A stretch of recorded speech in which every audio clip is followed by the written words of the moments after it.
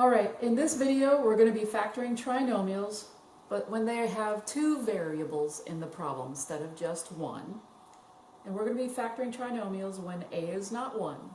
But again, understand, the method that we're using, this divide and slide method, works all the time whether a is 1 or a is not 1. So in other words, I can have 1x squared, or I could have a problem that starts out with 5x squared. This method works all the time, this divide and slide. And that's what we're doing on this video with two variables. We're going to be factoring 10v squared minus uv minus 3u squared. And notice we have two variables. You can tell straight from the middle if you want. You have a u times v. Whether it's u times v or v times u does not matter. In front I have a v squared, and in the back I have a u squared. So the middle point right here, this middle part where you would find your b, has two variables in it. You should have a square in the front and the square in the back. It's totally up to you how you want to rearrange it, but I should have a square in the front and a square in the back. Do not put, there's a square first, then a square second, then the powers of 1 last. That's not the way this works. The way this works is you pick a variable to be in the front, the variable squared to be in the front, and then you use that to be in descending order. So this would be v squared, then I want v to the 1, and this last term should have no v's in it, which is true. It just has u's, no v's. So this problem is in descending order in terms of v. v to the 2, v to the 1, no v's. If you do it like that, your power of 2 for the other variable should show up last, and it does. The reason I'm leaving it in this order is because 10 is positive, and this 3 is negative. This is a negative 3. So I don't want to rearrange it. I always want the number out here for a to be positive. I do not want to put negative 3u squared first in that case. So my advice to you is, if you find one of the squared variables to be negative, that should be the last one. Keep the number that is positive in the front. Now that it's in descending order according to v's, then a, b, and c kind of like are associated with the v's. A is the number that is in front of your v squared. In this case it is 10. B is the number that is in front of your v to the 1 power. Now the only number here is this negative 1. I never count the variables when I do these. I want the numbers only. So don't put a negative 1u. I only want a negative 1. C is the number, in this case, where there are no v's. There are no v's here, so I want the negative 3. I don't want the u attached. I want only numbers for A, B, and C. Now that I have A, B, and C, it is time to put into our x. I have A times C over B. If you want to multiply these right away, you can. That would be a negative 30, and B is a negative 1. Again, the idea is to find these side pieces right here. Our top number was a negative 30. Understand, we do not care about the sign of the top number as much as we care about the number itself. We will deal with the negative or the sign of the top number later. 30 is really just 10 times 3, and I'm just going to write it out as 2 times 5 times 3, just to show you how I get all the factors of 30. You do not have to do this if you know how.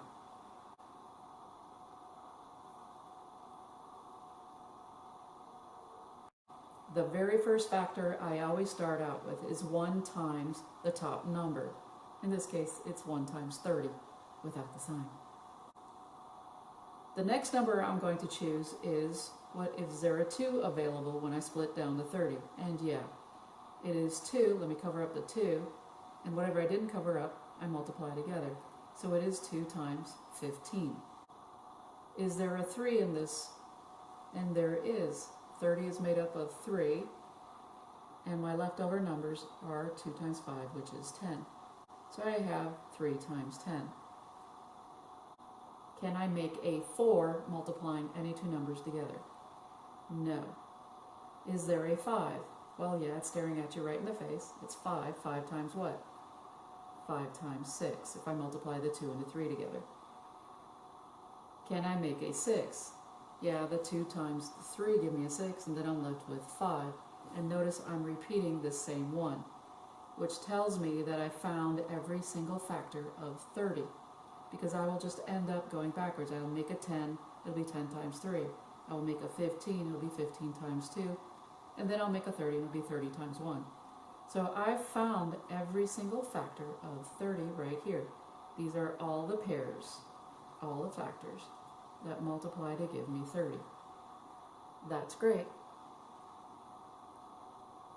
Oops, you could not see that entire time. Sorry about that. Which one of these, though, adds or subtracts to give you 1?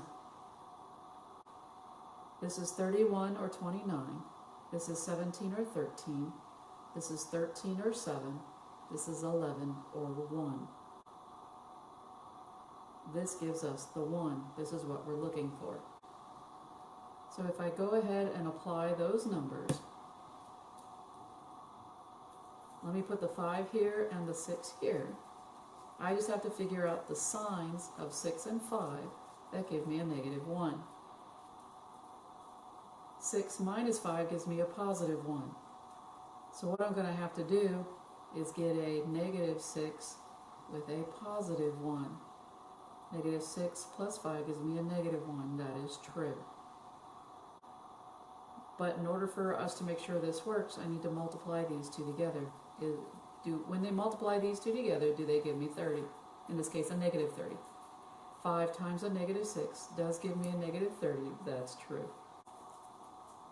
Now that I've found my numbers and I've proved to make sure that they were true for both the top and the bottom, I can use those numbers to put into the algorithm. So let's set up our algorithm. You have your first variable in the front, then you have plus or minus your found number over a times your last variable in each case. This is the way we should set it up. When we have two variables, you've got a v squared and you have a u squared. So the algorithm changes a little bit when you have two variables in it. You can also erase these and just try to remember that there are two variables in here. But if you want to put them here just to be helpful, that's fine. So the variable we started out with that was in front was v squared. So we're going to put our v's in the front. The last variable, the squared variable in the back, was u, so let's put our u in the back. This is v squared, and this is u squared. So we have v squared and u squared from our trinomial. Let's put in our found numbers. And our found numbers we said were 5, and so we have a positive 5 over, and our a was 10. Doing our other number, our other found number was a negative 6, but it's over a, which is 10. We have to reduce both of these. We have v plus 1 over 2u, and we have v minus, now they both share a 2 in common this time, so we have 3 over 5u. The book will not write our answer like this. We need to slide our denominators over. Last part, slide the 2, slide the 5 in front, and we will end up with 2v plus 1u and 5v minus 3u. And one more time, this does equal 10v squared minus uv. Let's look at a new example. And yeah, now we have two variables. We have an m squared in the front and we have an n squared in the back. So let's talk about this type of problem when there are two variables. When you have this type, you should have singles in the middle and squares on the end. Pick a variable in which to be decreasing order. You don't want m squared, then n squared, and then singles. The way this works is you want to pick one variable. In this case, I am picking the m to be the one in descending order. Is this in descending order according to m's? Well, this is an m to the 2, this is an m to the 1, and there are no m's here, so we are fine. As far as the ends go, the ends will actually sort them out into the ascending order, which is what we want. So as the m's go down, the ends go up. So in other words, there are no ends here, but there is an n to the 1, and then there will be an n to the 2. So when you have two variables, one power will be here, the highest power here, and the other highest power will be on the other side. So they'll be kind of like driving this way. They'll be crossing each other. So they'll start here, and then they'll end up going this way. But pick one variable, any variable, and pick it to go in descending order. The other one will show up correctly in the opposite direction. Oops. Minus 3u squared. This multiplies to give you this. This trinomial factors into two sets of parentheses like this. I now need to find my A, B, and C. My A in this case is the 12. It is always the leading one. Since we know it's in descending order according to M, our A will then represent anything in front of our M. In this case, our M squared. So A is the number 12. B will be our number in front of the M to the 1, which will in this case be 11. C will be the number in front of where there is no M. There is no M here, so we are looking at negative 5. You can also think of this problem without the n if it helps you. So if you need to rewrite it as 12m squared plus 11m minus 5, that's fine. Maybe it's a little clearer to see your A, B, C. But please understand, we have two variables in here now. So our final answer is going to be a little bit different than what we've been working on so far. Let's make our x and put in our A, B, C. We have 12 times the negative 5. So if you want to just put the 12 times the negative 5, or if you want to write negative 60, either way is up to you. It does not matter, but I am going to have to use this guy right here. My B is 11. We need to find these two pieces right here. So let's look at our top number of 60. Remember that we do not care about the sign. The sign will happen later. I just want to find all the factors of 60. Well, here's a good way of looking at it, because there are a lot of factors of 60. And what I'm going to do is break the number 60 down into 6 times 10.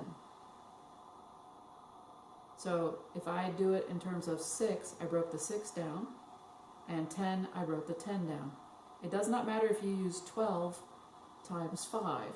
However you break down a number, its prime components will end up being the same, just in a different order. Using this all broken down now, I am able to find every single factor of 60. The one that I always start out with is always 1 times that number. Always. So it's 1 times 60. Oh, great.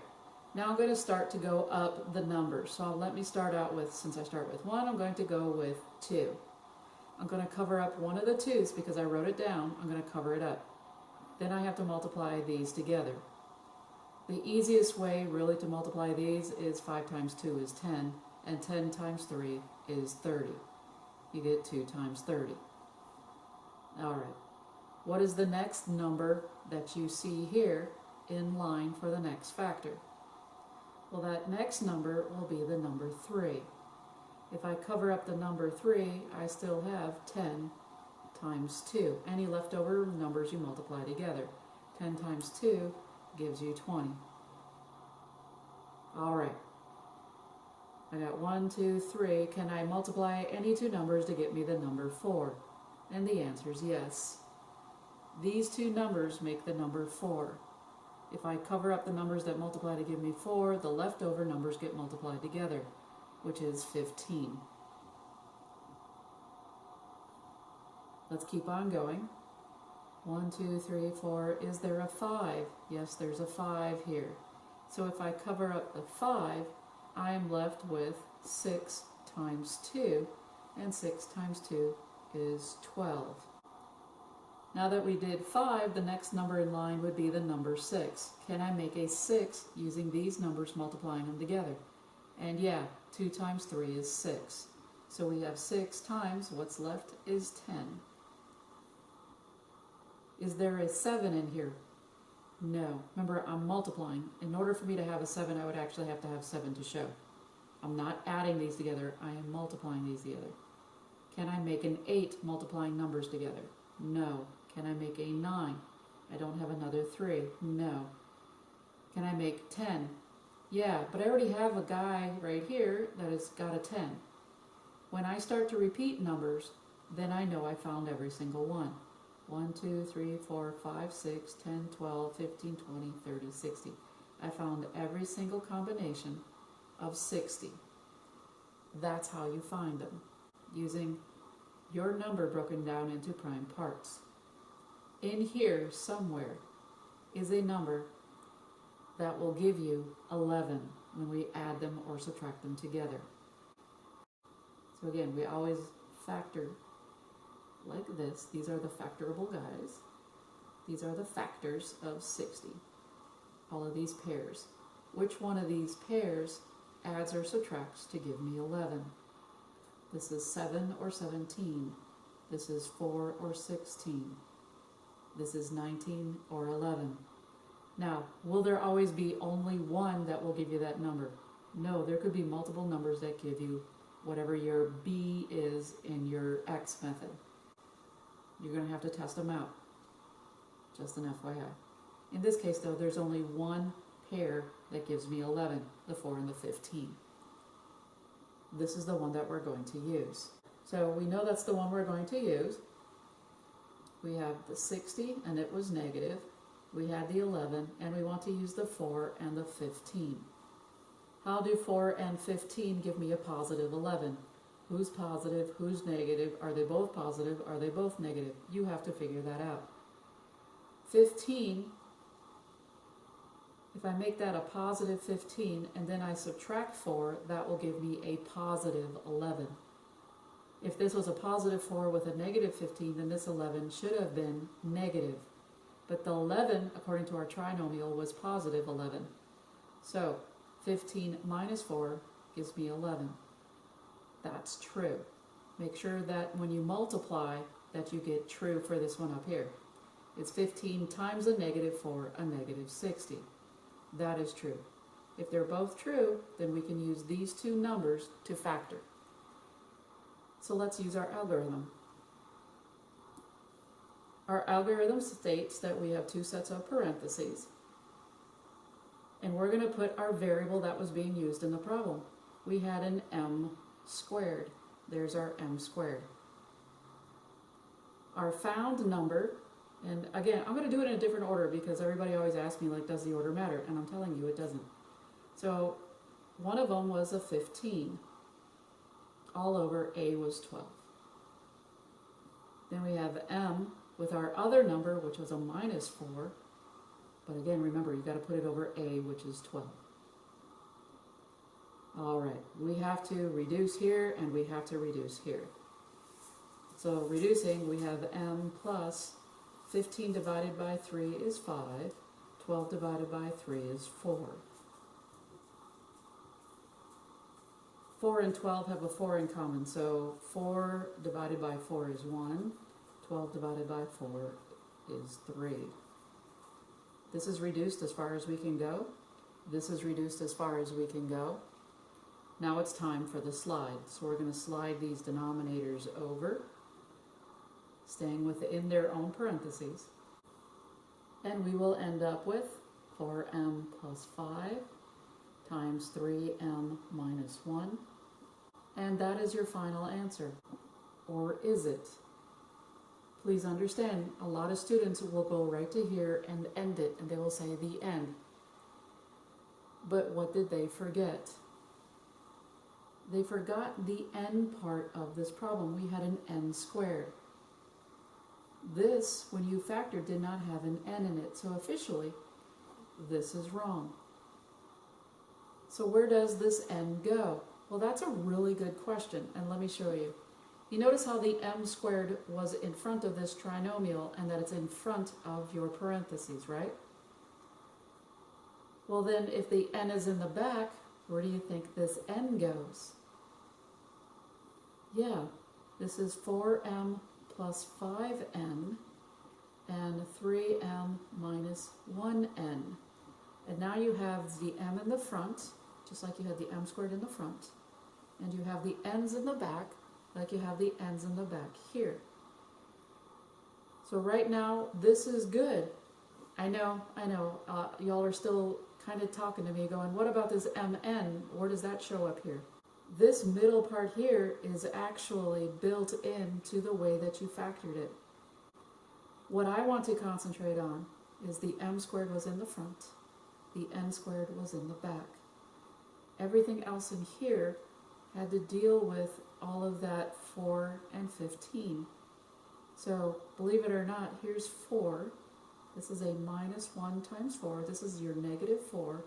And this is your positive 15. It is built into your problem. Negative 4 plus 15 gives you 11 mn. mn. It's right in there. So that's the reason why I never really concentrate on this. I concentrate on the front variable. And I concentrate on the back variable. This is built into the side panels of the X method. That's why I never look here. It's math magic. Alright, we have a new example here. R squared plus 4tr minus 21t squared. This problem right here, you see this term? You see this term right here? That's a negative 21t squared. So I don't want the t squared to be in front here because it has a minus in it. This r squared is a positive 1, and because it's positive, let's leave the r squared where it's at. Is this in the proper descending order of r's, since I'm leaving the r squared in the front? This is an r to the 2, this is an r to the 1, and no r's. So this is in descending order according to r's. We are fine here. All we need to do now is find our a, our b, and our c to get us started. A is the number in front of r squared in the front, our first term. A in this case is 1. It's a positive 1. B is the middle term's number, and the number is 4. C is the last number, and that last number is negative 21. Now why am I able to say the first, the middle, and the last? Because if this is written in descending order according to r's, then the numbers match up with A, B, and C. A is the number in front, B is the middle number, C is the last number. So I can write it out that way. So it's just another way to look at it. Now that I have A, B, and C, it's time to use the lovely X method, realizing this is A times C over B, and we're trying to find our side panels. And so we want to fill this in. A times C, that's a negative 21, and our B is a positive 4. Let's look at our top number. Our top number is 21. Again, the sign doesn't matter. We'll figure it out when we plug it in here. 21, as far as factors go, are 1 times 21 and 3 times 7. That's the only possibility. 7 times 3 means the same thing. Which one of these adds or subtracts to give me 4? Hopefully you see it's 3 times 7. So what I'm going to do is plug in the 3 and the 7, and then from there figure out the signs. So once I know the numbers, I just have to figure out, are they both positive, negative, alternating, who's got what sign? And it turns out that 7, which would have to be positive, minus 3 gives me this positive 4. And that is true, but one more time, please make sure it gives you the top number. Is a negative 3 times a positive 7 a negative 1? A negative 21. And yeah, that's true. Since that's true for both, that means that this, in fact, is what we're using in our algorithm. And our algorithm states, what is the variable in the front? R and R. What is the variable in the back? T and T. From here, all you have to do is put in your found number over A. So you can do minus 3 over 1 and plus 7 over 1, because our A is 1. We don't like it over 1. We just say R minus 3T and R plus 7T. And that's how you factor this problem. If you multiply this, you get our trinomial, and our trinomial factors into these two parts. So A is the number that is in charge. Yes, sir. Babies, give me my sock.